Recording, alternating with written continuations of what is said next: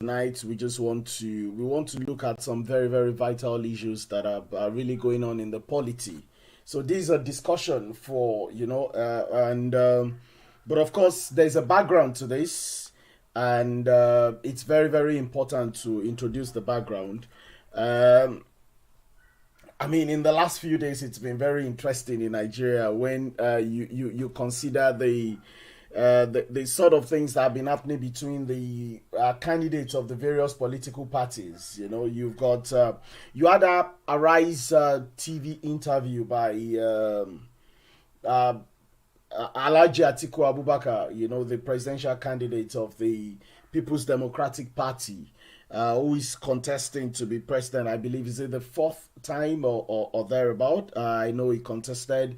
Well, as a candidate this time around, you know, he contested as an aspirant in 1993, and he was runners up to Chief MK Wabiola.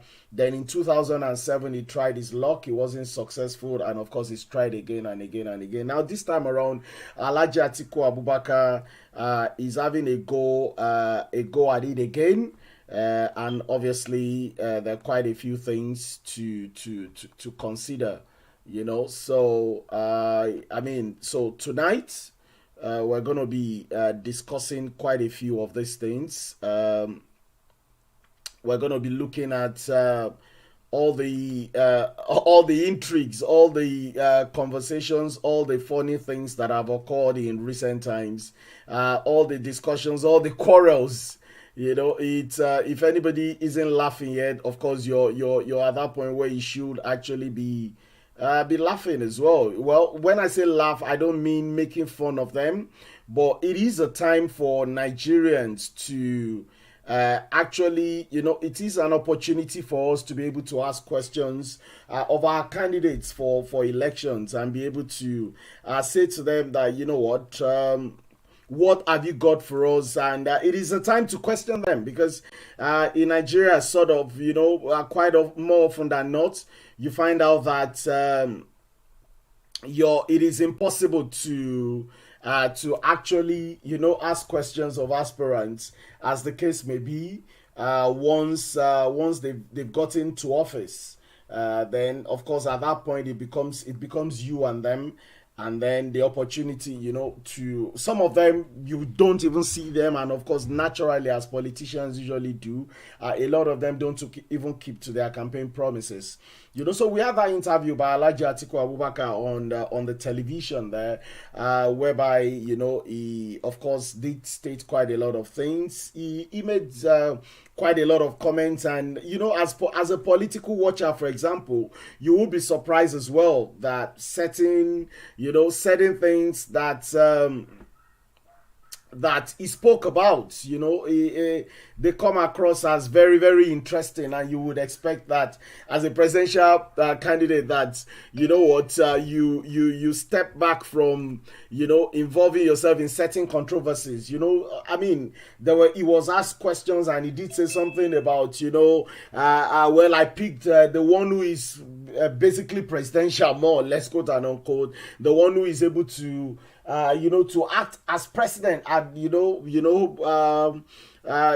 the drop of a hat. And of course, the one who has more qualities, you know, those things. Yes, ideally, those should be the guiding principles. But what about that bit of statesmanship, you know, being able to undo different aspects, you know, being able to hold together a political party, you know, because by and large, is going to actually be, is effectively, you know, the way the Nigerian political parties do it. It's more or less the leader of the political party, so to say.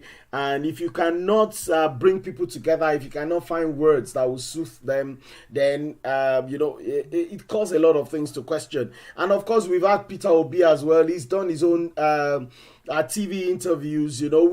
And of course we had a response from the Obi camp and the Tinubu camp to Atiku's interview. Obviously, both of them felt disparaged, and of course they were very quick to fire back. And of course, when Tinubu's camp fired back yesterday, excuse me, as if they were ready, they were prepared for it. Of course, the PDP fired back again yesterday night, accused because The Tinubu cap talked about so many things, talked about he's running a business while he was a customs officer at the Diroko border. Then about the 10 stroke 20% uh, oil and gas contribution to Nigeria's GDP, quite a few other controversial issues, And of course, there's been this cry as well that, you know what, Tinubu, why?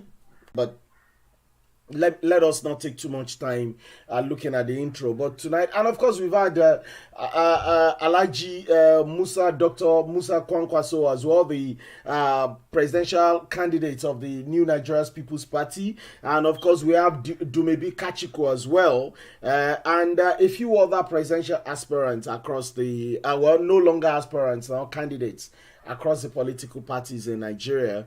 And of course, the cross carpeting still continues among the parties as well. So tonight, we're going to be talking about these presidential candidates. We're going to be giving, our people their say. We're going to, it's an opportunity to analyze these presidential candidates. What are their strengths? What are their weaknesses? And the topic tonight, it's also vis-a-vis the expectations of Nigerians. Nigerians have a lot that they expect from the new dispensation. Haven't gotten, the wrong end of the stick in the last 7 years. And of course, before then, the PDP too, they did not cover themselves in glory. But the last 7 years of the APC as well, they've actually not been much to write home about, especially when it comes to the area of security. And when we also talk about, of course, the economy as well as usual, and anti-corruption as well. I mean, which were some of the pillars of the cardinal points of that President Muhammadu Buhari campaigned on as a candidate back then. Of course, you could say that Boko Haram has been largely decimated. It's not what it used to be.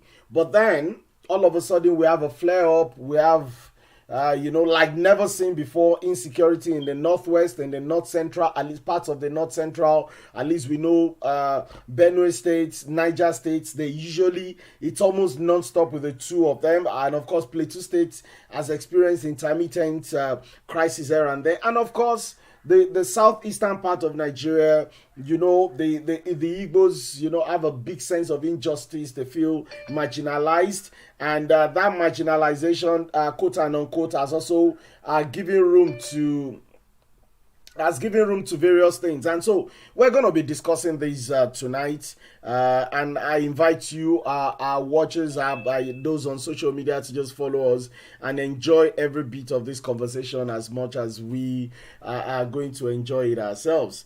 And I'm going to start without further ado. Like I said, the topic basically is 2023 presidential elections, the candidates vis-a-vis the expectations of Nigerians for a reset. The way, if there's a Nigerian out there that is not actually praying for a reset, where we could just, if it was possible for there to be a physical button that, and if 100,000 of you agree, just go there, press that button would have been pressed so many times. Now, the key word on the mouth of every Nigerian is Jakpa, JAPA, or JAKPA, depending on the variant. But the point is, nobody wants to remain. Because, of course, there are people, when I say that, that's hyperbolic, but at the same time, it's meant to be symbolic. Because there are people who want to live and, irrespective of what it is, that is where they really want to stay. But there's so many people, a lot of families don't see a future for their little children within that system anymore. So you see parents that even have very excellent jobs, that are doing fine, have homes, are living very well, they still see, I think the best thing for my child is still to send my child abroad. And because of that, and of course, if you have little children that are going abroad, effectively you're going abroad with them, because you ain't going to leave them abroad that way. So that is the topic for today, and of course, as usual, as we always do, we'll open the floor tonight with we've got quite a lot of talented guests in the house this evening, and we're going to start with them. So let me start with our section. Shola Fayemi.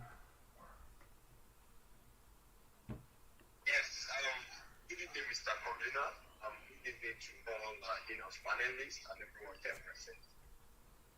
The topic to be discussed and the topic we are discussing is a very sensitive topic that relates to our future as Nigerians, and it's a topic that will automatically define or determine who and what we are going to become in the next couple of years. If I'm looking at the presidential aspirants, I mean, each told their character, their capacity and their hope felt or our perception about them in delivering the desired transformation and change in hope as we yearn for as Nigerians.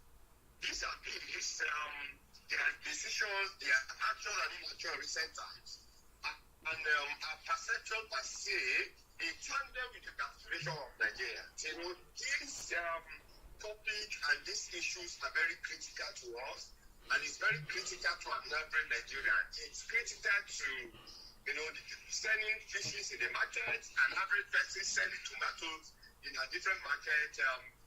He's going to primary and secondary schools, and moreover,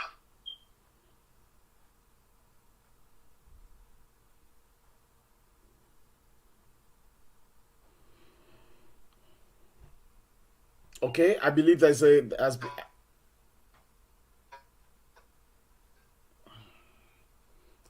I think there's been an issue with his connection.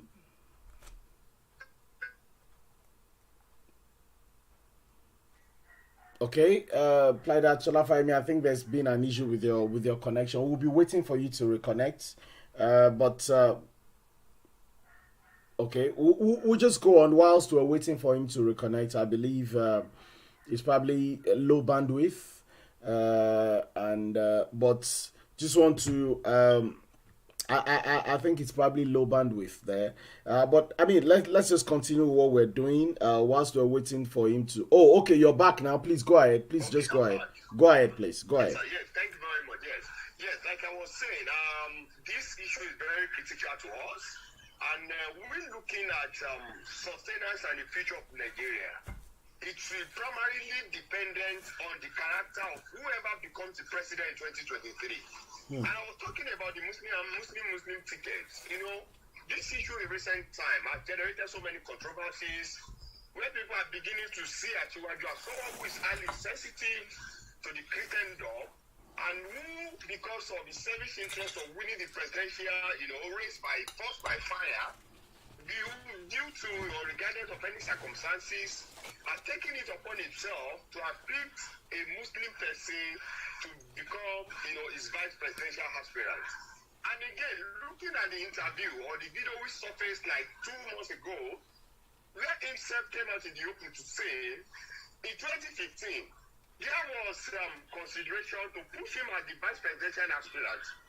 But considering that fact, that they knew that Muslim ticket cannot work, and for Sharaki, who was then aspiring to be the Senate president, also be a Muslim, they now felt, let's try as much as possible to look at a capable Christian who can match and who is going to be sellable for them to push to Nigerians in 2016. And with that, they said they came up with the issue of having the vice president, Professor Yemi Osinbajo, as the current vice president who we have. And now, the question we're beginning to ask is, what caused the change in goalposts? Why then the Asiwaju, who subscribe, not to Muslim tickets, could not take it upon itself to find a Muslim as his vice presidential aspirant? Also, people change it, to the issue of Atiku. Where the same Atiku, over time, they went with the presidential primaries with the likes of Wike and the host of others from the north. Due to 1 or 2 permutations and there, where Tamboa had to step down for Atiku, invariably Atiku became the presidential aspirant of the People Democratic Party. And at the time, people are saying, if PDP is also a party that believes in power sharing, who also are preaching that power should come to the south, why did Atiku, by all means, try as much as possible to play his game to become the presidential aspirant of the PDP? That is to say that issues cannot be, we cannot take issues away from APC And likewise, you cannot take sensitive issues away from the modus operandi that brought, Atiku Abubakar to be the flag bearer of PDP. Away also from the recent interview which Atiku granted, where he made mention of so many issues, his capacity to deliver, where he also undermined the capacity of Labour Party, that no miracle is going to come from Labour Party. And again, if you don't look at the character of Peter Obi, to some of our friends and colleagues who are strictly obedient and who see themselves as the panacea to the issues and the problems that be confronting us as a nation. The question we should ask ourselves is this. In 2017, this same Peter Obi happens to be the vice presidential aspirant of Atiku in PDP. And 3 weeks before the presidential primary in PDP, Obi pulled out to say that he no longer had confidence in the outcome of that primary to be conducted. The question people are beginning to ask is this. What has changed in 20 that has made Obi the saint in quote and have made him to be someone who does not share the same ideology with PDP or who no longer believe that APC or Rama Party PDP can serve in Nigeria, from the current room of maladministration and insecurity and other issues that we've been confronted with. These are questions that people are beginning to ask. We are now seeing Asiwaju, all of us and many people are beginning to perceive Asiwaju as an insensitive person who, because of his personal aggrandizement and his desire to govern the country at all costs, have been in debt and have taken a Muslim as his vice presidential aspirant. And people are beginning to also see Atiku that considering the 15 years ministry of PP, in which Atiku played a very critical role as the vice president in that regime, what has made Atiku and what is he going to deliver differently for what PDP or the issues that people have been attributing to PDP in the years past? And again, going to the obedience, people are beginning to see if a few years back, this same Peter Obi, grew under PDP, they are the same person who subscribed and who accepted to be the vice presidential aspirant to Atiku. Now, what has changed? What will now be making you as a saint who we only see as the Messiah that is ready to deliver Nigeria, from the current issue and the myriad of challenges that we are currently experiencing as a nation. These are issues which I would have appreciated if we have larger house in this on this meeting this evening for us to discuss. Let us share minds. Let people who are parties, who believe they are partified, to tell us why they perceive Asiwaju as the best for this nation. Even that people are saying that there has been next challenges confronting Asiwaju as it is, the issue of religious insensitivity, and the recent one that happened last week, where they had to go to the north, to put some people to disparate themselves or to parade themselves as bishops in the unveiling of Chetima as the vice presidential aspirant of APC. There has been controversies. There have been issues which are pointers to the desperation of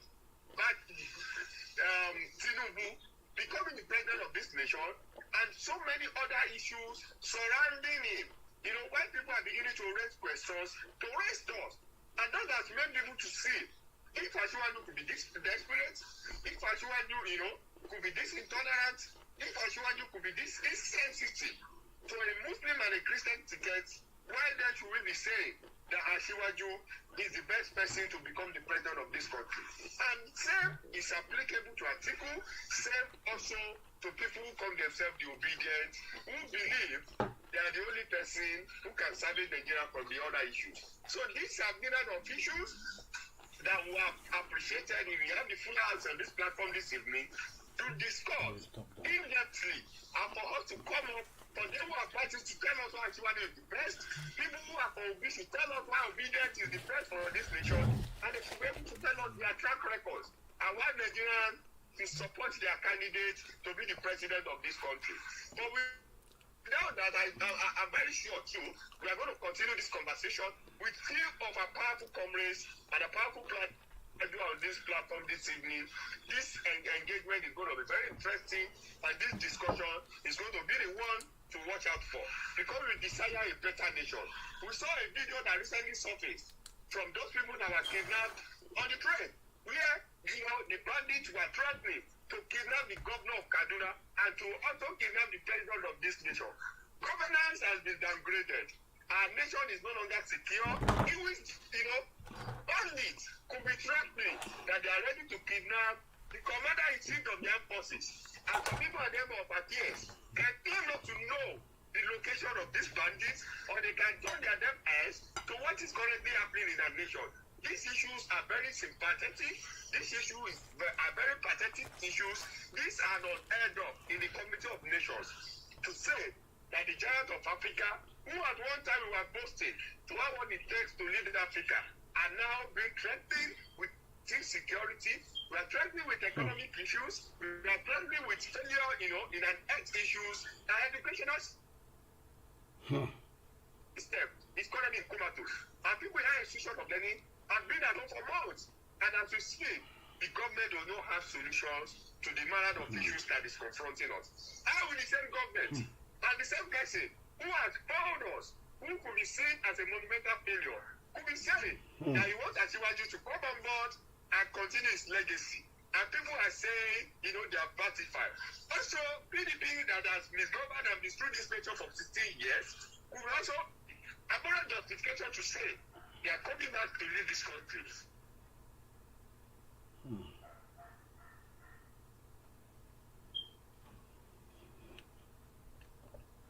Okay. Okay. I'll just step in now. I believe the connection has probably gone off. So, okay, it's back now. Okay, thank you. You're welcome back. Unmute yourself, please. Thank you so much. Thank you so much, Mr. Convener. I think at this time, let me just try and listen to my other powerful in-house panelists who are here as we discuss this issue. But for me, I do not belong to BAD, I do not belong to PDP, and at the same time, I'm not articulated, I'm not obedient, because I've not been convinced beyond reasonable doubt that either of these three is going to lead Nigeria to the promised land. For me, they don't lack the moral capacity. They lack the integrity. They lack the intellectual wherewithal. Fine, we might be saying that Obi is intellectually capable. But away from that, at one point or the other, we've been able to pitch, to be able to puncture the statement at one time or the other in the history of this country. So for me, I'm neither obedient, nor quantified, nor articulated. As I beg to start. Thank you very much, Mr. Convener. Okay, that's a very interesting one. That's a very clear one. Is not articulated, is not batified, is not obedient as well. So I believe we probably will be at liberty to ask the question: are you by any chance Kwankwasofied? Or or are you a Kwankwasia? Yeah, that's more appropriate. Are you a Kwankwasia, or are you supporting Dumebi Kachiku or the others? Because you've not mentioned those ones. Yes, why I did not mention those ones is looking at this context. Looking at those three people at the front line, of this presidential race. But however, Kwakwaso as a person too, I have my misgivings, I have my misfeelings about him. I can't be Kwakwaso. If I cannot be ratified, I can't be articulated. Kwakwaso is far away from my consideration. And likewise from other people who are aspiring to be the president of this country. Becoming the president of this country is not a child's play. We want to see somebody who at one point or the other has pinpointed line, even away from you holding political offices.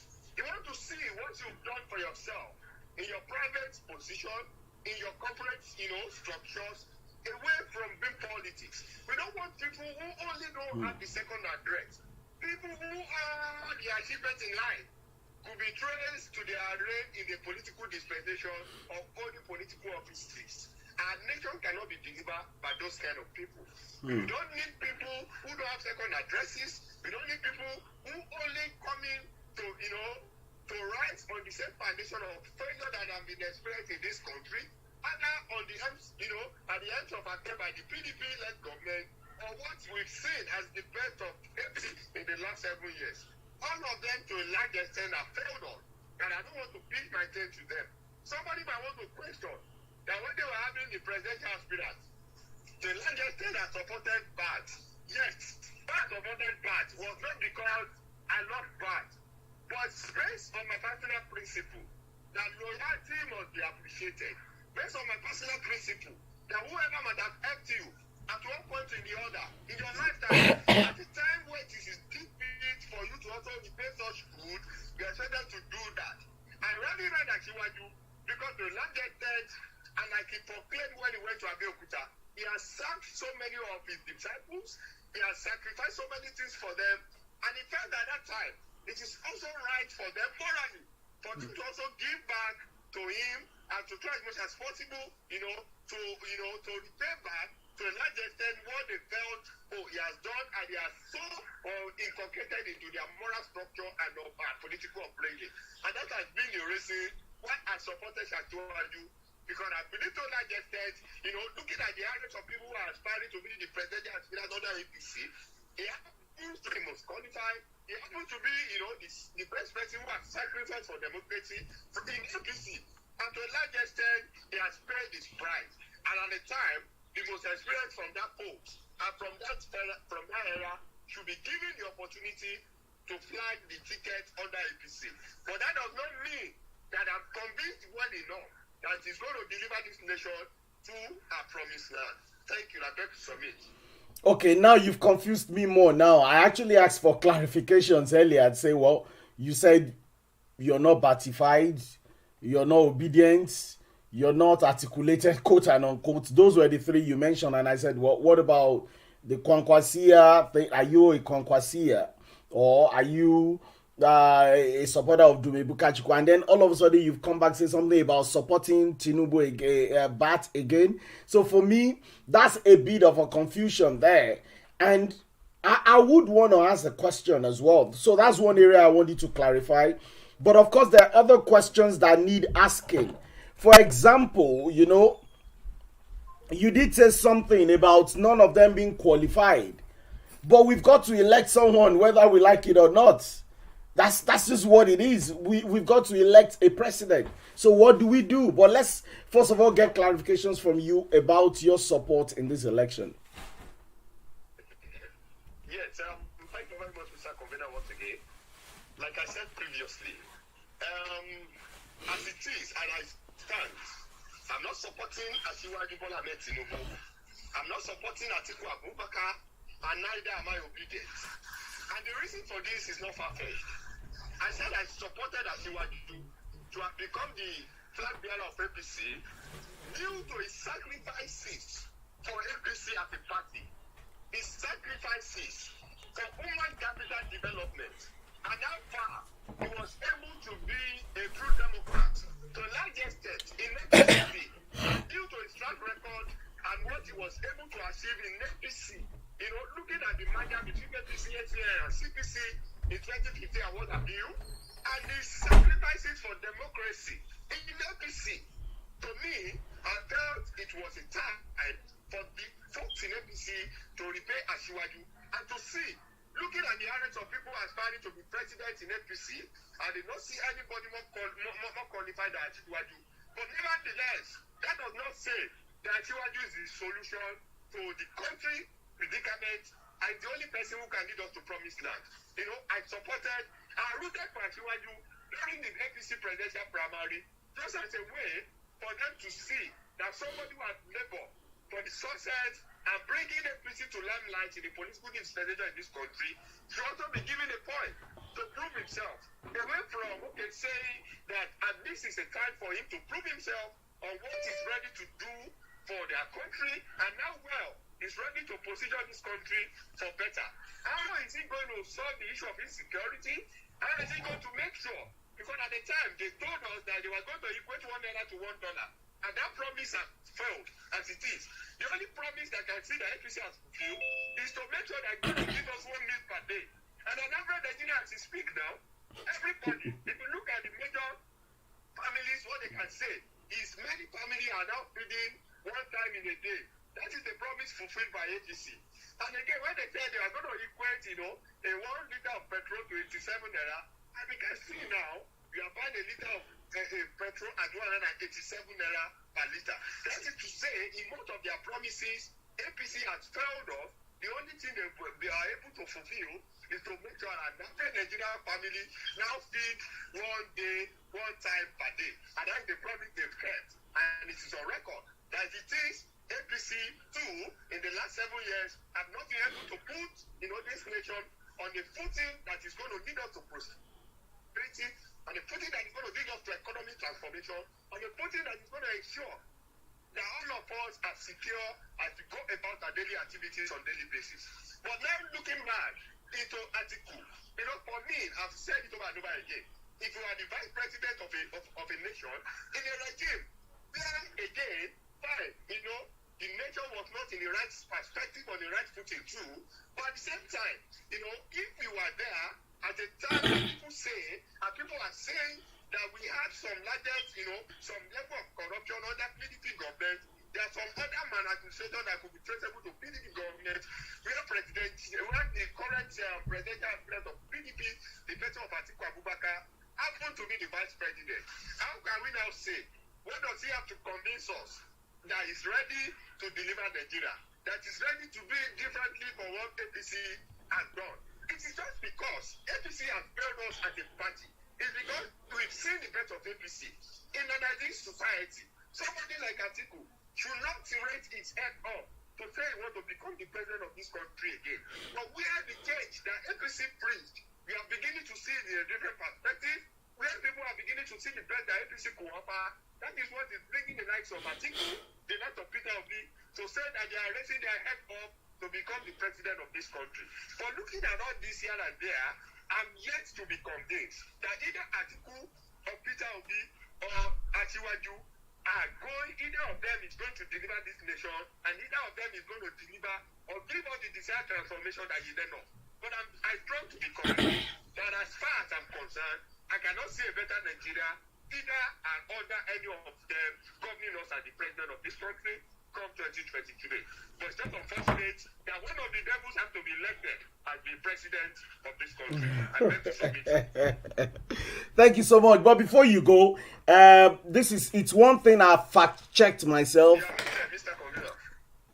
Thank you so much. That's very interesting. Again, really appreciate you. But before you go, there's something I've always, implied we try to fact-check everything that is said. And of course, we fact-check the fact that, the allegation that the APC actually said they will make 1 naira equal to $1. And it's something I've checked again and again and again and again and again. And of course, you're right, the newspapers reported it, and I know that's where you got it from.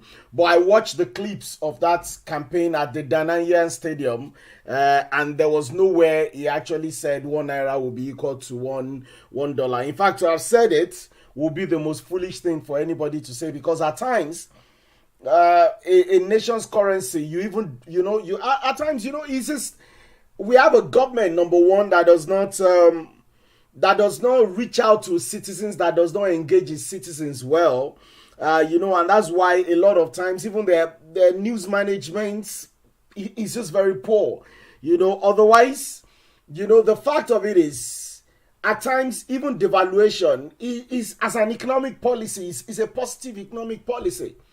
And that's why you see China a lot of times, once its currency begins to get strengthened, once its currency starts to get strengthened against the United States dollar, before you know it, it actually drops that, So, PLIDE-GAHRD, Fayemi, before you go, I need to take you up on one more thing you said there.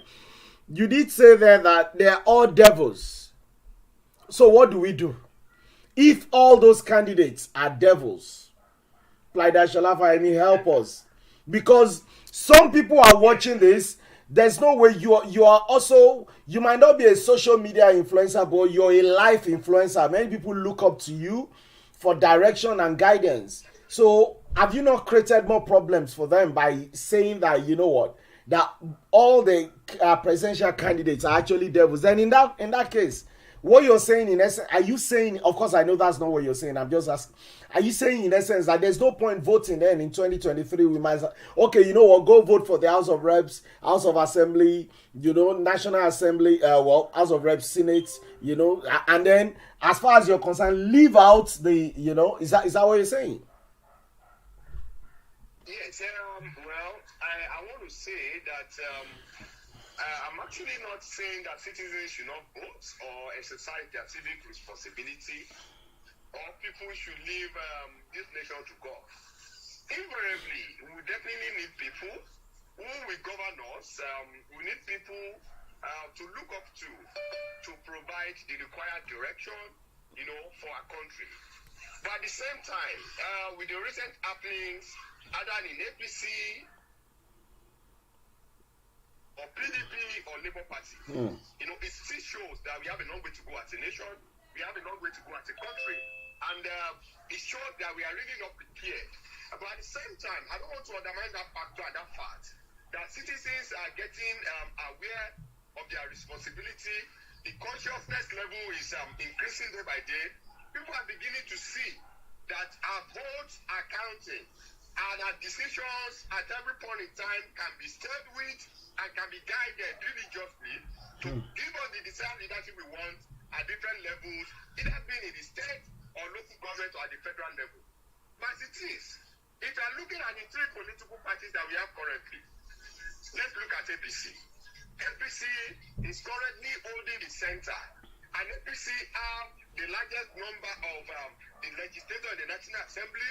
They have, as for one to say, the largest structure in this country as we speak currently. If you're not looking at PDP, PDP was in government for 16 years, and as we speak, we have stakeholders at different states at different levels who are, a key stakeholders in PDP. Let's not look at Labour Party. People are clamoring, that they are obedient. They are clamoring that Peter Obi is the solution and the panacea to the problem that we are currently encountering. But the question we should ask ourselves is this: in how many states of this country do we have structures of Labour Party? In how many wards in this country can we have party agents, for Labour Party? If people are saying that they believe so much in Obi, which want to support their aspiration, we want them to press on their demand and make sure that he let Obi, if that is what they want, as the president of this country. So who are the governors who are going to work with Obi? Who are the National Assembly members who are going to work with Obi? Who are the councillors that are going to work with Obi? These are things that people are not putting into consideration. It is a way for me going to become the president of the vice president, of this country. But who are going to be the National Assembly members? Who are going to be the co-travelers, with him on that journey of delivering and driving Nigeria to a desired destination? These are issues that Nigeria is not looking at. That is when I say that it's either we're going to unite, one of the people who have plunged this country in the current mess, either politically, either economically, security-wise, educationally, or the health sector. We've not seen solution either from APC or we've not seen way out from the PDP-led administration. And there's no way we can take Obi, completely away from the issue that are affecting us as a country, from the governance of PDP administration in this country. That is to say, all of them are focused on the other, share the same generational foundation. They share the same hereditary, linkage. Either in one way or the other, either to have got it from the foundation of either PDP or APC. That is to say, whoever we are electing, either we are electing Obi, we are electing Bat, or we are electing Atiku, we are still in the same Nicaragonian position. And I cannot see any of them giving us a desired transformation. But at the same time, we are not going to lose hope. As we are getting aware of our civil responsibility and our consciousness of delivering this country, we will continue to get it right. If we are not getting it right in 2023, I'm sure 2027 is another opportunity for Nigeria to come together. At that time, there will be structure. At that time, our voting will have been heard. At that time, when I've elected one or two people at different fora, at different level of governance, who would have been a stereotype of our desired transformation, our desired changes that we want at that situation, at that system, then it's going to give us a clearer perspective and a clearer dimension to back the country and the desired nation of our dream. That is just my position on that issue. Thank you so much, Mr. Provida. Thank you so much. We'll come back to you, but look, you've made some very, very key points, and you've made some very controversial points as well. And I'm sure, tonight, maybe, I don't know, if you were campaigning for a position and you were banking on the obedience to be the ones to vote you into that office, maybe you've lost a few votes tonight now. Because it does appear you've said, but look, at the end of the day, you said a lot of truths, home truths, and I really, really want to appreciate you. You don't ever hold back, and in all your analysis, want to appreciate you. It's a privilege to have you in the house as well. So, we're going to take other perspectives on this. And then, of course, we'll still come back to you. But let me go. I believe we've got Dr. Shendam actually sent a message say he isn't able to talk where he is in the meeting. So, but let's go with PLIDE-GAHRD Okunoga. Let's say, the presidential aspirants, and the aspirations of Nigerians. Nigerians want a reset button to be pressed in the affairs of the country. Nigerians just want a new beginning. In a time there was in Nigeria, when, most of our fathers, our mothers who went abroad to study, immediately they finished, they were always rushing back home because there were jobs waiting for them. Life was a lot better. Things were just really, really good. But all of a sudden, and thank you, Mr. Sergeant, for making reference to that. When you have bandits bold enough to openly threaten to kidnap a sitting governor, and not just a sitting governor, but the commander-in-chief himself, what they're saying to Nigerians is, I hope finally that, I hope finally that President Buhari is now understanding what people have been talking about for ages. Because this thing did not start, the insecurity problem, for example, did not start overnight. It did not start as a big problem. It was a small problem that people kept talking about. People kept saying, in the Northwest, these are people from some Fulanis, some from Nigeria, some from Chad, some from Mali. And you kind of got this impression that, this brotherhood thing within the president, this sympathy, he had that interview where he talked about having cousins across the border in Chad, so in Niger, he's got cousins across the border, and you did get this impression again and again that, it was as if, he could not actually win himself, WEAN, of that affiliation to those his quote and unquote brothers, siblings, rather than Nigeria that he swore to protect as commander-in-chief. And of course, whatever it was in the Northwest has blossomed, and now it's threatening the whole of Nigeria. In fact, the insecurity coming from there is actually a lot more than the Boko Haram trouble, because thankfully for Nigeria, it just shows you God loves Nigeria. God brought ISWAP. Someone will argue that God did not. What I mean is, all of a sudden, ISWAP and Boko Haram, they're actually at war with one another more. We hear of them fighting and killing one another more, and by the grace of the Almighty God, long may that continue. Let the two terrorist groups totally bring themselves down. But having said that, beyond that, what about Nigeria generally, the security and everything? Who among these candidates can we trust with the security of Nigeria? And the fact that we're divided along the fault lines, we're divided along religion, along religious lines, along tribal lines. You've got our brothers, our siblings from the southeast of Nigeria shouting, that they've been discriminated against in Nigeria, that Nigeria has found a way to keep them out of the loop of control. But of course, there are those arguments that they as well have always been the ones supporting those who who are holding them down, you know. And then of course we've got the Muslim ticket argument, and of course people saying, you know what, this governor, and of course this Prada Fahimi talked about the bishops that went to Abuja. Whether we don't want to get involved in too many things we're not sure of, that we don't do that implied. But having said that, we need to analyze these candidates. Which of them can better help Nigeria reset, do a reset, and start afresh to give hope to Nigerians? The other day I was reading a report that private schools were closing down in droves in Rwanda, private nursery, primary schools, and you know, maybe universities, but I'm not sure about that bit. You know, they're closing down because all of a sudden the public schools are so much of high standards that, you know, if you go to the United States, if you go to Australia, go to United Kingdom, it is a luxury to take your child, especially primary, secondary school levels. It is actually a luxury to take them to a private schools. Maybe you want them to have connections with the movers and shakers of society. But really, at the end of the day, primary, secondary schools, you know what? Most public schools are as good, if not better, than any private school you can have.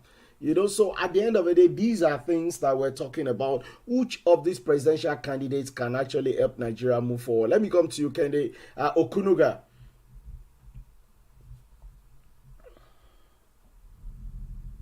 Okay, if I'm not getting anything from Okunuga, then I'll just go as you appeared, as you joined. You know, let's go to Shokumbi Bumi. Shokumbi, you may unmute yourself and let's hear from you. Shokumbi, okay, it's noise we're actually hearing from your background, not analysis, you know. So we just have to mute you and just move on from there. Okay, let's go to PLIDE-GAHRD Lukman, if you want to step into the conversation, you know, of these presidential candidates, which ones can Nigeria start to have a bit of hope about? Good evening, everybody. That's a big question. A big question which I don't think we really have the right answer to currently. Although we should realize one thing, and that is the fact that out of the three presidential candidates, the three of them are better, and we rule Nigeria better than Buhari. That's one fact we should hold. Firstly, because there can never be this worse than Buhari. Then secondly, among them, we should not believe things will be better, as I've said earlier, but none of that can really give us the new Nigeria that we want. None of them can really give us. But among these three, if I'm to choose, I will go for Bola Ahmed Tinubu. If I'm to choose, because of the experience, and then he has more good ends to work with. Yes, Peter Obi would have been better. Also, if he had contested, as my Jensek said earlier on, if he had contested under APC or PDP. The reason being that either we like it or not, one of these two will win the next election, APC or PDP.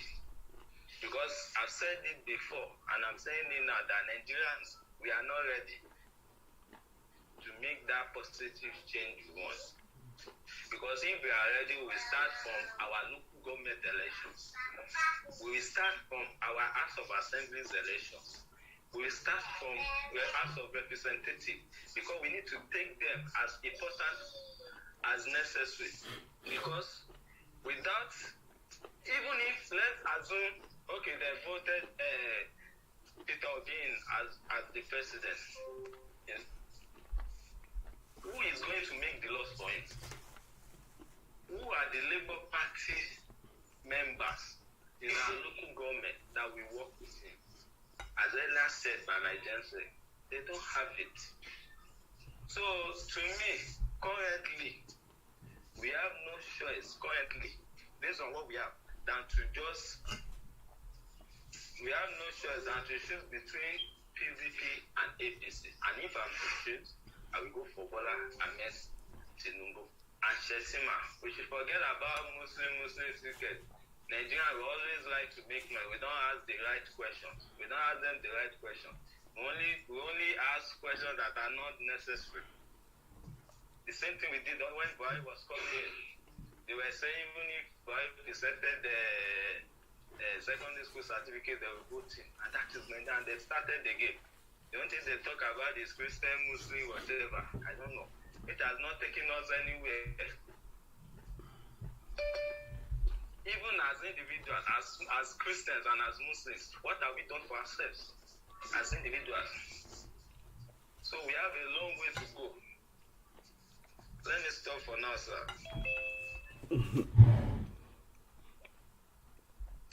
Thank you so much for making your own opinion to count on this. I mean, it gets more interesting.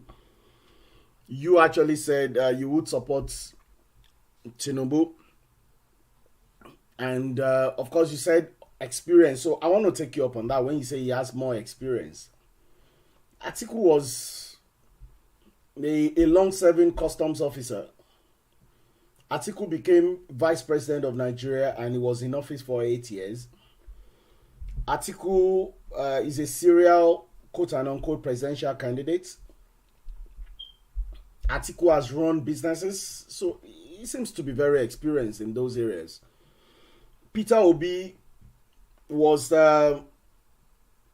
chairman Fidelity Bank. Of course, I remember still being around then. You know, Guardian Express. Of course, he was governor of Anambra State for 2 terms. And of course, he was presidential candidate, vice presidential candidate in the 2019 elections. And of course, Peter Obi has run businesses as well. And of course, you said 3 of them as well. The PLIDE-GAHRD mentioned 3 of them. You also said the same thing. So I'm like, are we already even saying those others don't matter? Rabiu Musa Kwankwaso, Dr. Rabiu Musa Kwankwaso was the deputy speaker of the House of Reps, I believe in 1993, you know, before, you know, during Babangida's transition program, before the Maradona, the evil genius, you know, and all those elections. Well, and all the election, and then Abacha came to land the fatal blow. Now, of course, he was governor of Kano State. He went on to become deputy, to become the Minister for Defense. And of course, he came back to complete a second time as governor of Kano State. And then after that, he went to the Senate as senator representing one of the Kano senatorial districts in the National Assembly. So his experience as well. Dumebi Kachiku is also very experienced. Even, you know, he's from the private sector. He's done quite a lot for himself as well. So when you're saying only Bola Ahmed, as far as you're concerned, Bola Ahmed Tinubu is the one that is well, I get the point that you used a qualifying word, most, you know, but how is he the most qualified of all those candidates? Okay, sir, let me quickly clear that line, sir. The experience I mean is someone that is politically inclined, because currently with Nigeria's situation, we need someone that is politically inclined that can manage this country, because the country is currently under a gunpowder and it's exploding. Before it's about to explode, but I'm telling you, presently Nigeria is exploding. So we need someone, and I've studied Lagos politics very well. I understand Lagos politics front and back. How Tinubu have been able to manage. Okay, look at the rest. We should first go back to their states. After Peter Obi, after his governorship, Daniel, can we point to any of his loyalists that are still in power politically today? Let's go to Atiku Abubakar. Can we point to the same thing about Atiku Abubakar, despite being the former vice president of Nigeria? That is what I'm saying. And that is what we need currently. We should not deceive ourselves. The rest, I'm not saying they are not good, but they do not have only APC currently in Nigeria. Concerning this 2023 election, I don't know about the subsequent one, but concerning this present election, the only party we have is APC and PDP. Is either we take it now and work on that. Thank you, sir. Thank you so much. I really appreciate you for that. And I mean, get me right, you're absolutely at liberty to of course you know that already, it goes without saying, but it's just for the purposes of this, so as to the same grilling, the same questions we asked PLIDE-GAHRD were the same things I asked you as well. And of course you've repeated yourself again to say, well, for the purposes of the 2023 election, you believe there are only 3 candidates that stand a chance. Even though Kwankwaso puts himself in the same category as well. Well, many analysts, let me put it that way, have actually put Kwankwaso and Peter Obi in the same category, because people say, you know what, Kwankwaso is going to get a lot of votes from the north, so they say the northwest especially, part of it from the maybe northeast, north central, and maybe a little from the south. And of course he's gone ahead to choose a Pentecostal bishop as his running mate, so that goes to assuage. Of course, you made mention of the Muslim ticket thing, but Kwankwaso has chosen a Pentecostal bishop, Bishop Idahosa, I believe, as his running mate. Definitely Bishop Idahosa. And then Peter Obi as well has got Yakubu Dati. Of course, many of us know Akim Baba Ahmed, Akim Baba Ahmed, who used to be in the foreign service.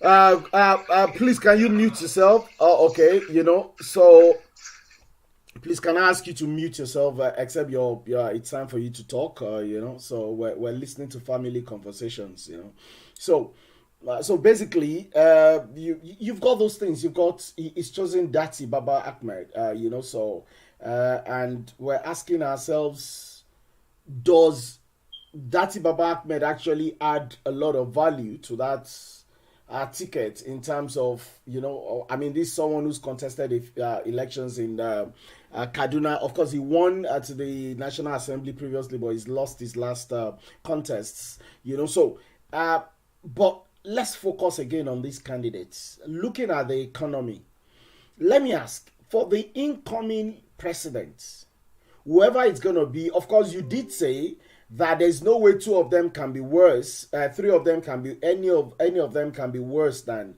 the current president.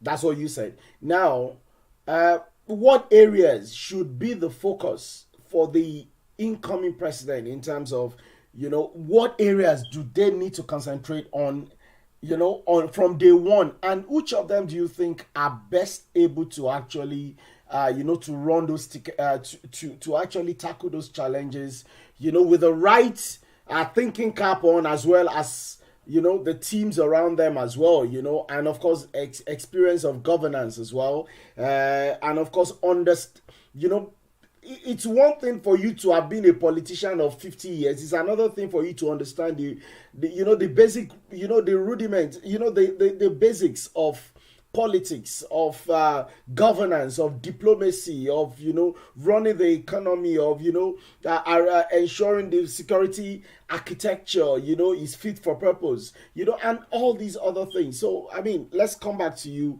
PLIDE-GAHRD, Fayemi. Let's start with you on this. You may unmute yourself, please. Like that, fire me.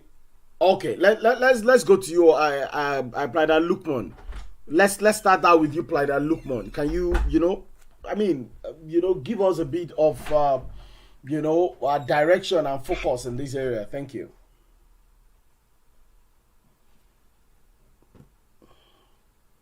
We can't hear you. We can. I think you're muted. Can you unmute yourself, please? Okay. Yeah. Okay. All right, sir. Currently, the major challenge we have now is if we are sincere with ourselves, Nigeria is totally divided. The country is totally divided. And something has to be done for us to get our hearts together again.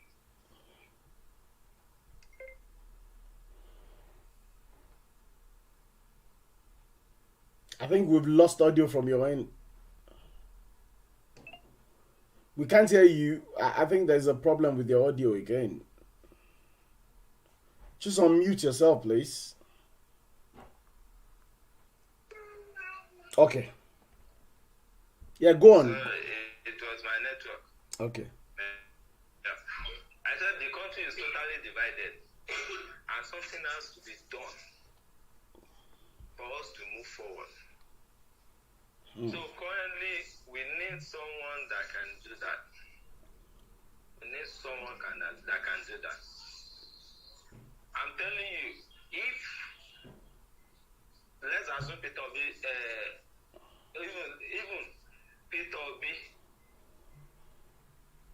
the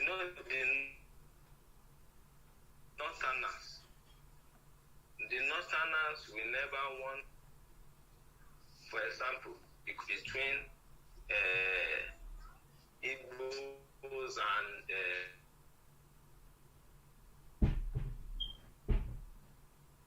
the Hausas. What article towards that? I don't know. But I know much about Tinubu. Tinubu is not tribalistic. If we've studied him very, very well, because I said by that I've studied Lagos politics very, very well. Tinubu is not tribalistic. Right from 1999 to this, in Lagos State, he was able to accommodate everybody, be a Muslim or a Christian, even in his cabinet, even across some of our local government.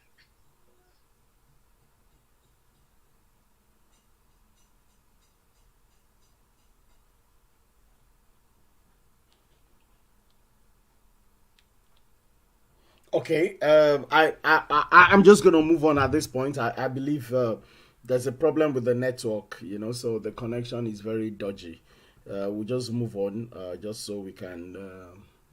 We intend finishing much earlier tonight. So I don't know if Prida Shalafayemi is ready now. Are you ready now? Okay, please unmute yourself and let's. Okay. Okay, let's get your perspective. Yes, I want to try and make one or two comments about the solution made by my brother and my fellow Pladites comment at your left. Looking at the three of them, so the people I call in quotes, the three devils, three of them have what it takes to become the president of this country. Looking at competency, one cannot say that Asiwaju is more competent than Atiku Abubakar. Looking at political empire, one cannot say that Bat has more political empire than Atiku Abubakar. Atiku Abubakar consistently, initially, he won as a governor in Adamawa. When they now picked states to become the vice president to Obasanjo. And later after that, they ran that government together for 8 years. And if one of us could flash our minds back, it got to a time that even as powerful as President Obasanjo was, he wanted a third term. It was the likes of Atiku, due to his influence and his political empire and his political trajectory in the then National Assembly, that truncated the third term agenda of the former President Olusegun Obasanjo. And I knew that was also part of the sins that Atiku committed with Obasanjo. And that's, happened over time when Atiku was aspiring to become the president. And Obasanjo said it at one point or the other. Atiku is is a corrupt person. We cannot allow the treasure of this nation to be redeemed. But those are past tense, what have you. But what I'm just trying to say is we only be deceiving ourselves and not saying the truth if we are beginning to say that Asiwaju is more competent than Atiku Abubakar. And at the same time, looking at Peter Obi, if one of us are talking of competency, what is the competence grid? Or what grid are we putting competence? Is it based on what they'll be able to do in their partner labor? Or their capacity to have delivered? When they were, taking over, or when they were occupying a political space or a political position? If I'm putting these three people, I can say equivocally, and not unequivocally, that Peter Obi is at the same time competent and equally capable to become the president of this nation. But going back and without wasting too much of our time, discussing the three other issues, what I've said, that either of them is not better than one another in, providing the required transformation and desired change that's going to take Nigeria to a greater tomorrow. But again, if we're not looking at, as it is now, who can become the president of this country? If people here, there's going to be an election in 2023, who should citizens vote for? Looking at the political structure and the political, awareness of an average Nigerian, I'm going to say that either we have larger population of citizens, either to belong to APC or they belong to PDP. But like Kayode also said, which I also reiterated in my previous submission, that we as Nigeria, we've actually not shown that we are ready for a change.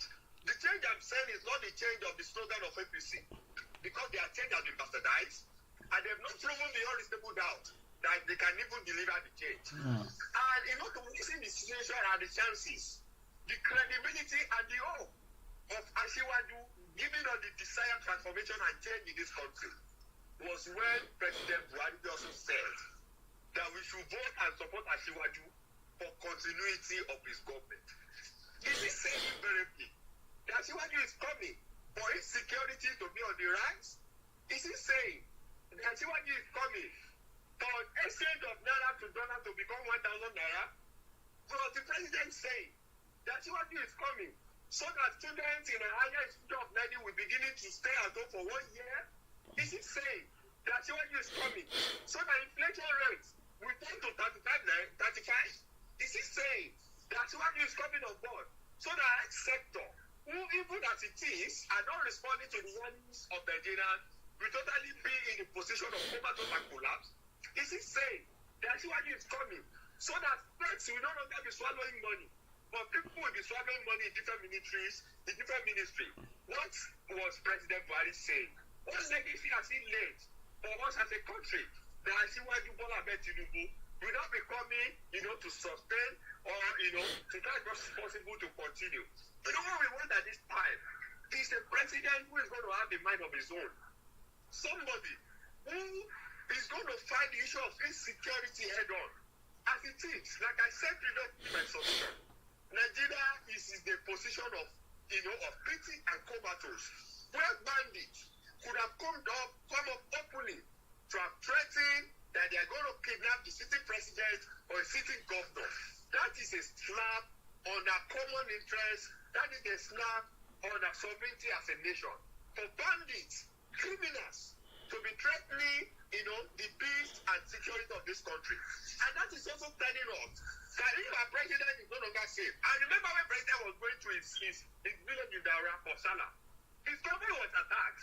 That is to say, if the presidential convoy to be attacked, what is the fate of an neighboring Nigeria? What is the fate of us who do not even have battalion traveling with us on Nigerian road? What should we come? What should become of us? And if that could be happening under President Buhari, he's Buhari now saying that when Bad becomes the president, bandits will be, his co-tenants in the national, in FCT, and they're going to be running the government together. Because if bandits will not be curtailed, and the president is saying that Bat is coming to sustain his legacy, is coming his continuity of his maladministration and what is encountered under this regime. We are yet to say that we don't have the hope in what the president has recently said. Our hope is beginning to be that in who is going to shatter or who is going to make this nation to become a working system.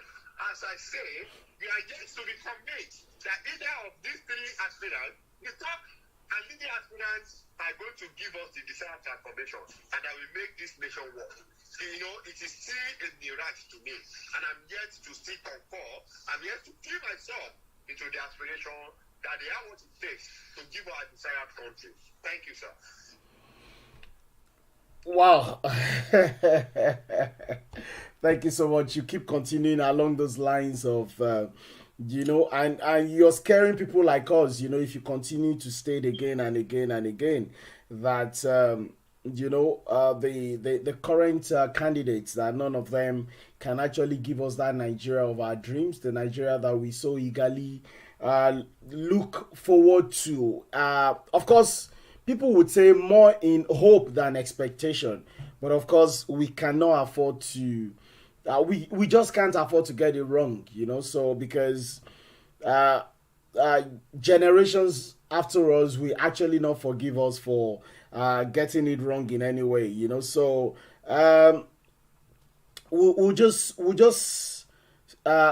stretch back to other sides of the conversation because there's certain things we need to touch on tonight. Now, yesterday, in their brickbats, and of course from the interview, and of course there's the, people have talked about the PDP thing, the choice of the vice presidential candidate. That has caused a lot of crisis in the PDP, in as much as Shetima's selection has caused a lot of problems with Khan. And of course, there are those who have started arguing that Khan has become more or less politicized, or a political party, more or less. But of course, the argument from Khan is that, look, Nigeria of today is not the same as 1993. Nigeria is so much divided along the fault lines. And of course, this president has a lot, he's very much responsible for a lot of it, whereby, and of course, let's not just limit this to Buhari alone. We're being over unkind to Buhari when we state that we make it look like insecurity, tribal affiliations, everything started with him. I mean, in the 6 years that Goodluck Jonathan was king, Nigerians never stopped hearing from Asari Dokubo and the Ijaw people. And of course, they reminded everybody after every occasion, that Nigeria belonged to them, and that, they could do as they liked, And of course, people talked about even not having available hotel suites in Abuja because most of them were permanently booked by, quote and unquote, those are allegations, by Niger Delta militants and all things, So, I mean, at the end of the day, and, most times when you heard Asari Dokubo, and the other militants back then, Tom Polo and all of them, a lot of times they had broadsides at the north. They went very hard against the north as well. And there was that by the time, and of course, Goodluck Jonathan, he also had the Khan system around him. He was like a president for the Khan, organization. Of course, he wasn't president of Khan. And of course, we saw Bishop Ayo Rishejafu around him a lot. We saw him doing and of course, the Muslims also accused him that, that he was being more or less a president for the Christians, So, but let's look at it. Do they not have a point in saying, if people are just going to churches, killing people, and of course, what happened to Deborah, the girl in Sokoto, in the College of Education, and all those things, that Christians, or the mass killings in Benue State, which is a largely Christian state, or Southern Kaduna, the massacres that have gone on for so long. They're arguing that at the end of the day, Christians don't feel safe. And that it does make sense to have someone who, to have a system that takes note of that apprehension, and that is But of course, there are those who have also argued correctly that, I mean, in the last 7 years of President Buhari, we've had a Christian vice president. In fact, insecurity has increased most in the last 7 years. So there are those counter arguments here and there. Let's go to you. As we begin to round up, we should round up in about 15 minutes. Let's go to you, PLIDE-GAHRD, again on that, on this Muslim thing. Do you think those who are accusing Christian Association of Nigeria of having agenda or being a political? Of course, some of them have said they've never liked APC anyway, that they've always been pro PDP, so they will do anything to support. But you know what? Look, at the end of the day, when you scratch beneath the surface and you clear away some of those things, those accusations of partisanships and all things, is there not an argument that because if this were to be a Christian ticket as well, would Muslims really feel safe in this era, or is it just crying over nothing? Please help us in this regard. Shalafahmi. Yes, thank you so much, Mr. Convener. Sometimes the way our people react to issues, the way we politicize positions, from different angles is something of serious concern.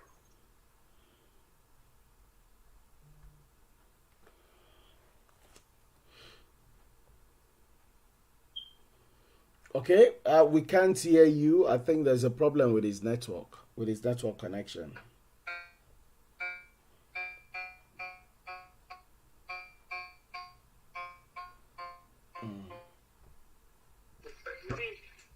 Hello? Yes. Okay, yeah. We lost you there for a second. We lost you there for a while, yeah. Welcome back. Like I was saying, that if it was also a Christian ticket, I know that Murik and the rest of others, we not see Christians protesting on the road. I know that Muslim brothers would have occupied everywhere in Kaduna, in Sokoto, in Kano, protesting that they are not going to allow it to happen. Now we're having a Muslim ticket. They are beginning to say that Khan has been politicized. The point you must make at this time is this. Why can't APC do some things that will not make Khan react? Khan cannot be a toothless backing dog. There was a time in this country where a policy was to be executed, where Islam was expected to be incorporated into the curricula of the secondary school students. And Khan reacted. In a Nigerian and a sense society, is Khan expected to have folded their hands for that policy or that system to have materialized or to set through? Now, in some states, where they also expected and they made some decisions that they want students to be going to schools in hijab. Nigeria is a very sensitive country, and not only sensitive in terms of diversity or tribal diversity, but in terms of religiosity. When taking and putting our religion into consideration, there's no way we can undermine the position of religion in our leadership structure. And it is until when our political office holder and our parties, our political party, are beginning to be sensitive to this fact, that looking at the issues that have been happening in our country in the last couple of years, in a time like this, and even in the time past, this time happened to be one of the recent times where we've had religious intolerance, where we've had people fighting because of religion, where we've seen Boko Haram making videos, saying it publicly, that one of their aspirations and their dream is to ensure that some certain part of this country is Islamized. Can we now say, in that kind of situation where we find ourselves, and this country is here to still find solution to eradicating banditry, how to completely overcome Boko Haram in our system, can we now say, in that kind of sensitive state, that we still want to allow a Muslim ticket? And moreover, many of us are students of history, who at the time have and have documented the role of our political office holders, either they be fingered in one way or the other in terrorism or in acts that has elevated, some kind of terrorism or banditry in this country. All these things are issues which I would not expect our colleagues in CAN to also fold their hands and think nothing is happening. You know, the question people are beginning to ask themselves is this. It is not that it's constitutional that we must have Muslim and Christian tickets, but we believe that putting the political situation, the sensitivity of our religion, and for us to be able to marry the interests of all parties, and for them not to see any political party to be biased. That is why conventionally, it always made it to be a Christian and a Muslim ticket. Even Asiwaju himself, in his outpost in Abeokuta, said in 2015, he stepped down of becoming the vice president to President Buhari, purposely because they felt and they knew within themselves that a Muslim and Muslim ticket will not sail through and will not be sellable to Nigeria. What has changed within that time at 2022 that they are now coming up with a Muslim ticket?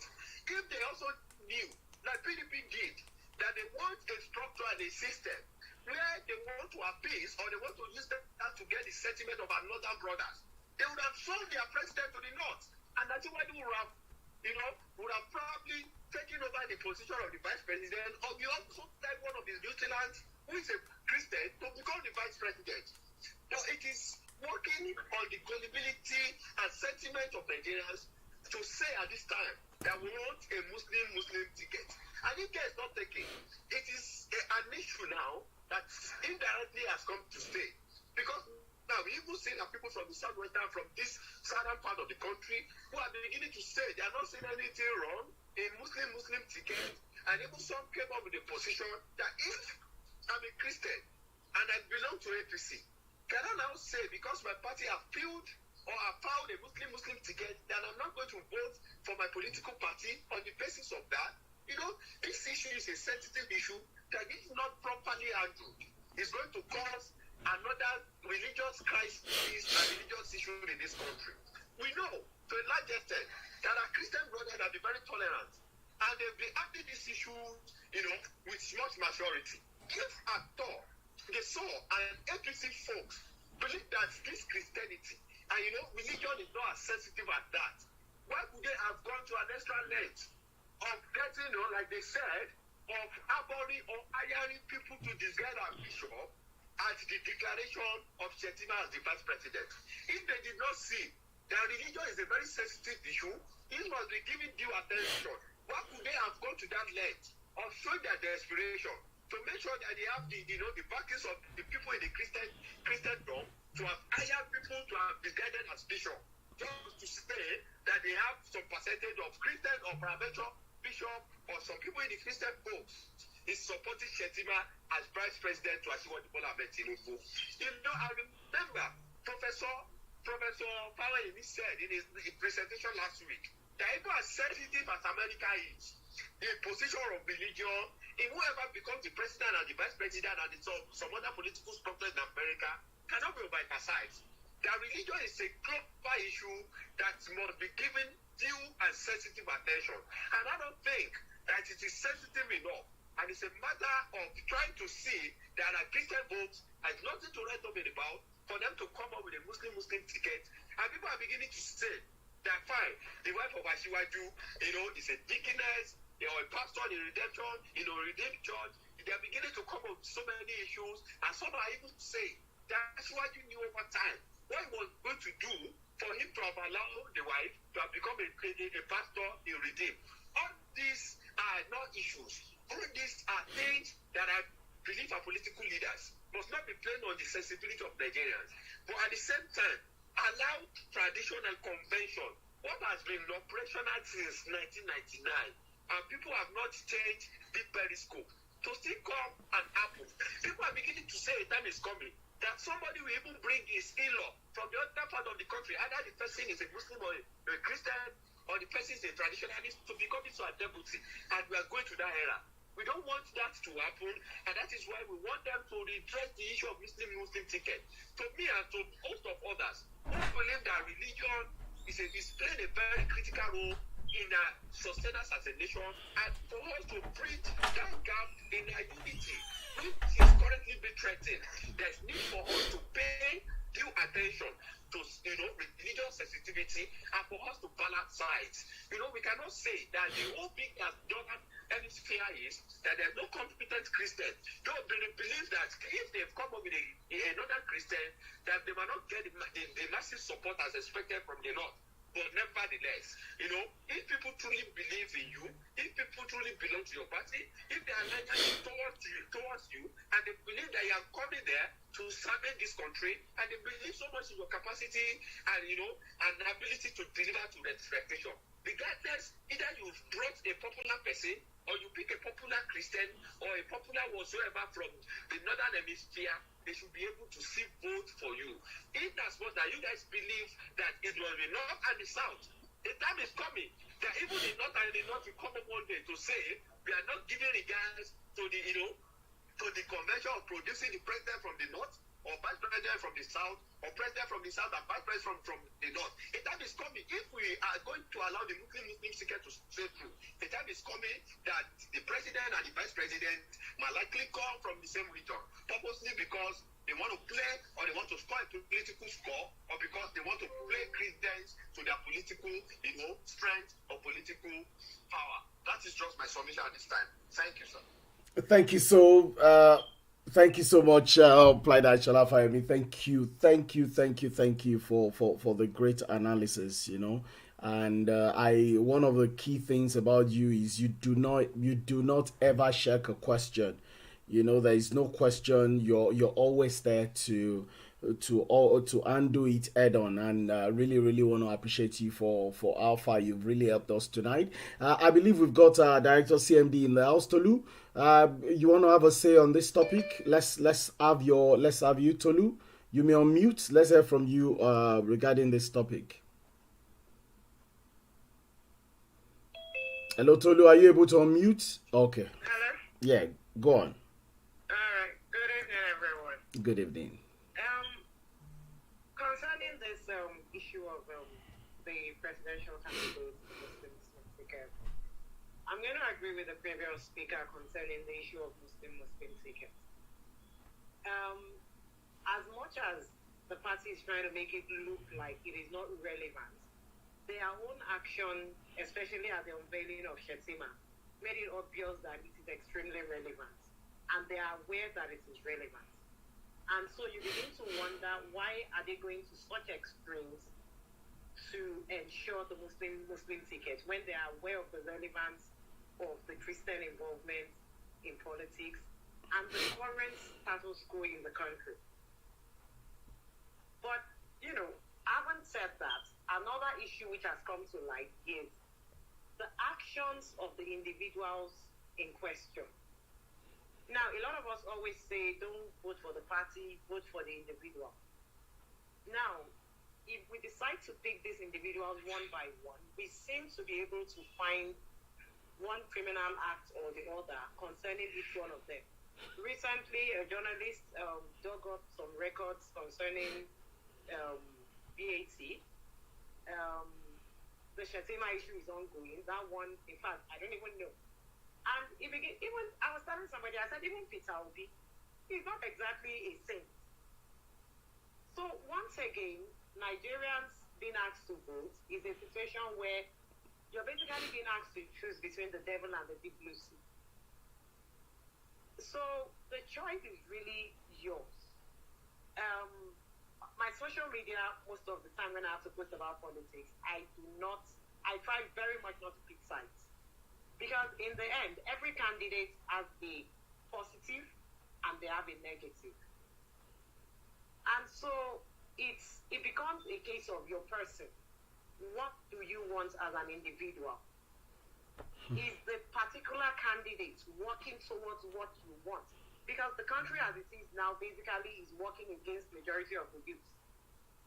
So as an individual, you want a degree that counts when you present it in over 100 countries. Can your degree do that for you right now? You want your work experience to count when you're applying internationally. Can it do that for you right now? You want to be respected in other countries. Is your passport carrying that much weight right now? Is any of the candidates talking about these things? Or has any of the candidates ever raised these issues like they matter to them? I think those are like the questions I pick at when I'm thinking of candidates, not the parties, not the campaign propaganda. I basically look at issues that affect, like somebody will say, issues that affect the price of rice and garri. Are they addressing those issues? As long as they're not addressing those issues, then they're not addressing issues that affect me. But if they're addressing issues that would influence school fees, house rents, prices of foodstuffs, then we can begin to say we have a candidate that is worth looking at. Not when they're like showing this excessive desperation to get into power. So that's just my opinion. I'm not going to try to influence anybody. In my usual manner, I'm just going to say the choice is yours.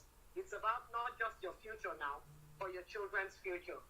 We have complained that our parents made choices that are affecting us right now. Are we going to keep making the same choices and continue in the same system? Or are we going to make the change and attempt to find candidates who sort of think the change is necessary enough to push for it when they get into power? That's all I have to say. Wow. Thank you so much, Tolu. Thank you. You've really asked some very critical questions tonight. You've actually come up with a lot more questions than answers, but those questions are very key. They're very critical, and I'm still gonna call you back because I want you to, you did mention quite a few things about the candidates themselves, and really you're very correct. We're at that point where, as a nation, we should actually focus more, because ideally, in an ideal setting, let's put it that way, you do have situations whereby the parties have got manifestos, they've got programs that each person elected on their platform has to execute, especially when you're elected into executive office. And if you're elected into legislative office, you're supposed to pursue the realization of those goals, of those policies. But of course, in Nigeria, we know it is neither here nor there. And that's why you see after every election, there's serious decamping. Someone wakes up today and is APC, tomorrow evening is PDP, tomorrow night is actually ABGA, and they go on and on and on.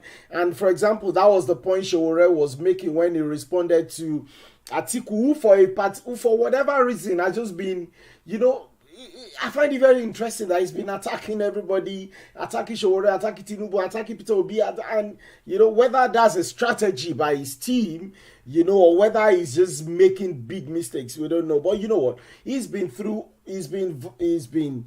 AC, PDP, he's gone back and forth, and we've got, but so what you're saying makes a lot of sense within that context, that since they have no ideologies anyway, how about starting to consider the individuals as well? Thank you so much, Tolu. We'll still come back to you. I need to interrogate you. I was thinking we'll finish very quickly, but I mean, we're definitely going to be done before 8. We need to finish before 8 tonight. But let me quickly go back to... I know Senator Olumesi might not be able to, as usual, join the conversation. But let me go back to Lukman. We were trying to get him on the conversation the other time, but I think there were issues. I don't know if his connection is okay now. Lukman? Yeah. Okay, yeah, you may jump in now. All right, sir. Thank you, sir. Yeah. Actually,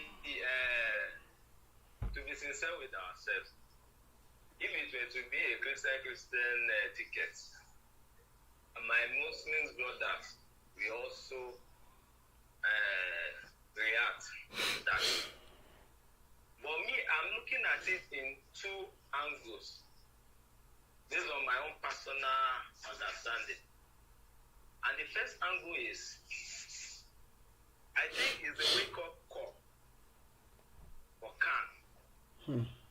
Because in most of our churches, we only pray for Nigeria. We tell people to pray. I'm also a Christian and I attend church very well. We tell people to pray. We do this and we do that. But we've never been part of that system. That takes us to where we are today. Because APC didn't see the importance of these Christians the strength, let me say the voting strength of these churches, of these Christian brothers. And that is why they have to do it the other way. Because we've never been part of it. Our pastors have never been telling us to go and get our PVC in every election so that we can vote. As we are having it now, when we have Muslim tickets. That is Nigeria until we have one issue or the other before we start reacting. That's number one point. So that's why I said it's a wake-up call for them. That we need to be part of this system. And I know after this 2023, the next election will be better. And it will give us more hope that this 2023 election. Then secondly, if we look at it deeply, let's start from the candidacy of the APC presidential candidate. We will realize that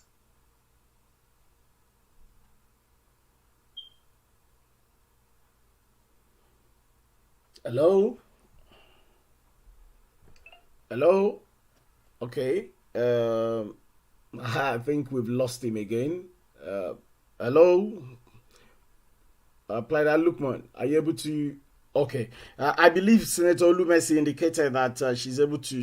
I know you're there, but I think she's able to. Okay. Go on, Ayole. Yeah. No problem. So just go on. We realize that during their primary, there are many issues. And if we look at things, based on my own personal understanding, I realize that most of these northern governors were the ones that actually make it possible for the APC presidential candidate to clinch that ticket. Without missing West, these same people are the ones that mandated him to choose Shetima, which he cannot. Even if we are in his shoe, we will never rejected that option. Because when you look at Atiku, I've been to Gombe before. When we look at, I'm trying to look at things politically now. I've been to Gombe before. In Gombe, I realized that most of the restaurants that I visited in Gombe, they have Atiku table waters that they serve, that people buy as table waters in their restaurant. Whoever that has been, I don't know, it has been, what I'm saying now is maybe 8 years ago or whatever, around that time. So whoever that has been there can testify to this. And that is to tell you how rooted he is in that part. So for them to cut and for him to get the support of this northern governor so that they can break this trend, this is politics. So it's beyond you are a Muslim, you are a Christian. They are looking at the candidates themselves. I don't think Shetima can control Tinubu the way he likes. Tinubu is not that weak when it comes to politics. So those are the things I consider as reasons why they have no option to pick Shetima as his running mate because of Shetima's strength as well. So many things have been considered and been put into consideration before taking that decision. So we can't blame them much, but it's a wake-up call for Kant so that churches can tell our Christian brothers to go and get their PVC. In the north, they do the same thing. Their imams always encourage them. Even in Lagos State here, I've cited this example some times ago. Go to my 12. You see how their fathers and imams, we tell them to go and get their PVC and to go and vote. And they do come out en masse to vote until we start to do that instead of making noise about unnecessarily. Thank you, sir.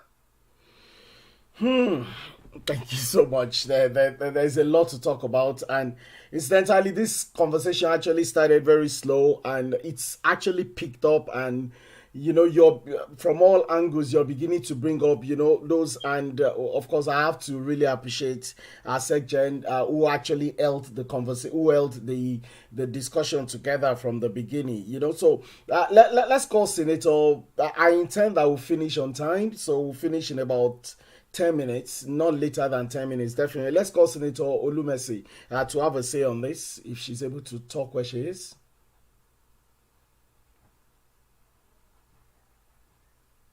Senator Olumesi, are you able to unmute and okay, yeah, go on. All right. Good evening, everybody. Good to be here today. I think everybody has actually spoken well. This is a very sensitive topic right now. And I agree with everybody that's spoken. I know everybody's a little bit disturbed with the presidential candidates that we have. And, if we really want things to work in Nigeria, one of the things we need to start looking past is religion, right? We need to start looking at individuals, not just about if they're Muslims or if they're Christians. But at the same time, a country like Nigeria is where you cannot separate politics from religion, if we want to be honest with ourselves, right? Even in a country like America, to be honest, they've tried to do it in separating politics from Christianity. It hasn't worked out for them. It's always like the political people are always fighting with, the people of the church, like, when it comes to legislation and policy. So, and in a country where we have different kind of religion, you cannot separate religion from politics, right? They just made mention of something which is very important. In 2015, am I correct, when Buhari was running, and, they couldn't pick Tinubu as a vice president because he was Muslim. So why didn't they sell a Muslim ticket then? Why now? So what has changed? And given the situation of the country now, with all the insecurity and the religion bias and everything going on, I cannot fault people that have actually stood up and say, what, this Muslim ticket, we're not in for it. Because what are the agenda, right? As a young person, when I was still in Nigeria, I remember one of my tenants shared some document with me where, he said like there were plans. Squarespace helps me to easily sell my services online. And he was telling me the reason why Nigeria should never let Buhari become the president, because the agenda from the north was to make Nigeria a Muslim country. Of course, I was young then, and two, I was like, that's stupid. How can you make a country where that has different kind of religion, a Muslim country? But looking at everything I read from that material to today, I can tell you that it was like watching a movie before it happens. Some of the things that are happening in Nigeria that we're not really sensitive about, because of course, as Christians, are more lenient when it comes to things like this, like, we're more tolerant, right? So, but there are some things that we are not, even as a country. So don't forget that it's not just Christians and Muslims, even traditionalists and other religions that we have, that we're not really sensitive about. That's why I feel like it's so hard to really separate the religion from politics. And if they allow this now, I'm not, like Ms. Folu said, I can't even vouch for any of the presidential candidates, Tinubu, Atiku, or even Peter Obi, because I've not seen anybody's manifesto or maybe policy or ideology. I've not seen any one of them. So I personally am not even in favor of any one of them, because I've not seen anything that they're presenting to us except for, it's my turn. It's the turn of the north. It's the turn of the youth. It's the turn of the Christian. So it has become, it's our turn. So what are these people actually presenting to us to actually fix, right? Even looking at the presidential candidate election of the primaries at ATC, when people were talking about their manifestos and things like, some of them were just reading from the book. They are not well articulated. They are not like, it's just like, what are we doing here? Watching it is just, it's just so depressing that we're still at this point in Nigeria, and it will take a lot of time for Nigeria to get back to where it's supposed to be, to even get to the starting point, not to where it's supposed to be. It will take a lot of years, and I just don't see it in this candidate. But like I said, like someone just said, we just have to be careful at this election, Paul, because whatever will let happen right now, without people protesting or saying anything about it, come 2027 or something, there are so many things that people will present to us, and at the end of the day, people will just be like, you know what, oh, you allowed this back to 2023, so I think it's the wake-up call, like somebody said, for everybody to be very sensitive to the environment, to be very sensitive to what's going on. Let's just not assume that, okay, you can't separate religion from Nigeria, let's be honest, and in a country that is diverse, you need to make sure that everybody's interest is being addressed. And that is the definition of a good leader. It might not be constitutional, right? But there's a reason why they're zoning all these things. Okay, let's have Southwest and North. And there's a reason why they actually came up with the Muslim-Christian tickets, because of the kind of country we have. So we can't just trash that now. And a good leader should see that. It's not just about that. It's about also making sure everybody's interest is addressed. Right? So that's why I feel like it's a big deal. We can't say it's not a big deal. No matter how tolerant we are as a Christian or Muslim, or no matter how liberal we are in our thinking that, oh, it's not a big deal, we need competent people, so the religion doesn't matter. We still need to make sure everybody's interest is addressed. But that's my own little contribution. Thank you. Thank you so much, Senator. Thank you so much, Senator. It's such a privilege hearing from you. I know that most times you're usually very busy, and you always still manage to connect to the webinars. We really appreciate you. I mean, it's been a very fantastic conversation tonight. And incidentally, we now have a lot of people. I've had, of course, some people have dropped off, come on, so I know it's connection problems. But you have loads of people just coming in all of a sudden, but we've still got to round off the conversation. I know Elder Bankole Ogutuga is here. That is, we have just 3 more minutes. Just 3 more minutes. And so I'm just going to go to Daddy and just ask him in 3 minutes, if possible, to just... I want to apologize to others who have just joined. And I know I said to Tolu, I'll come back to her. But we're going to have a part 2 of this conversation. But let's go to Elder Bankole Ogutuga just to 3 minutes, give us perspective on these expectations for 2023 and the aspirants that we have. And then the section will just round off. Over to you, sir. You're muted, sir. Oh. Okay, you're muted now. It's okay now, sir. Is it okay now? Yeah, it's okay now, sir. It's okay now, sir. Well, I did not expect to join. Actually, I had the link, but as I sent a text to Olumesi, I said I was not impressed. Neither am I impressed, because the problem is this.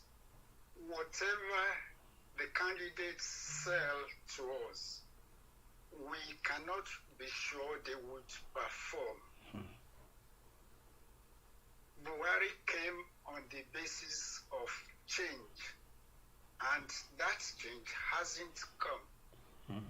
And we have no opportunity to make him perform as he promised. So the question is, whatever any candidate sells, how are we sure that we'll get what they promise? That is what bothers me. And that goes back to the Constitution. Nobody, none of the 3 candidates is making constitutional change his priority, except we change the Constitution entirely. Except we have a basis where the Constitution is founded on socio-cultural affinity. So the Constitution should be the basis, and we come together to tackle this problem of autonomy, insecurity, poverty. They can be tackled, but not under a centralized federal system of government, which we presently have. And that is exactly the problem. If we cannot get it there, most likely the problem will continue. Definitely, Obi appears to me to have it, especially when he's described as stingy. And I love that, because if he's stingy, he will manage the economy very well. But will he be able to do it under the Constitution? That is my worry. Just let me leave it like that. Thank you so much, sir. Thank you, sir. I'm actually thinking we'll have to do a part 2 of this and get Elder Ogutuga involved from the beginning. And we also have another panelist. Either we do this next weekend or we do this over the upper weekend, because we've got Dr. Collins Oyoko and Barrister Tope Adebayo waiting for their part 2 date as well. We've got to give them a date, so we either give them for the coming weekend or upper weekend, but we get it. And of course, Senator Mercy has a say in this as well. She actually owns, except she wants to take this conversation forward into one of our shows. She's got 2 segments in our directorate has got 2 segments for August, but of course we've still got one more weekend in July, so we'll just see what we can squeeze in and everything. But I just want to thank everybody. So Mr. Sejen, 1 minute, a vote of thanks, and to round off for tonight, I want to appreciate Mr. Ajibowen and co. I do apologize. We've known Dr. Danladi Shendam and everybody else who were not able to really express themselves. Don't worry, when we do a part 2 of this, we'll give you the time and space to actually make your comments. PLIDE-GAHRD, fire me over to you. Yes, thank you very much, Mr. Convener, for this interesting and engaging section this evening. And I want to most sincerely appreciate all Lahina's fans. Like the convener said, the issue we are discussing is a very sensitive one, and as such, it's something we want to have a replay of. We want to have another session to discuss this extensively, because destiny as a nation lies in whoever and the character and capacity of whoever becomes the president in 2016, 2023, and that is why we cannot put our arms and allow certain issues to go under the water. You know, the religious issue is a sensitive one too, that we also have to continually and continuously put our voices into it. So I want to sincerely appreciate everyone for joining us this evening. We appreciate you, and we thank you most sincerely for being part of this transformational drive. And thank you so much, and God bless you all. Thank you so much, everyone. Good night.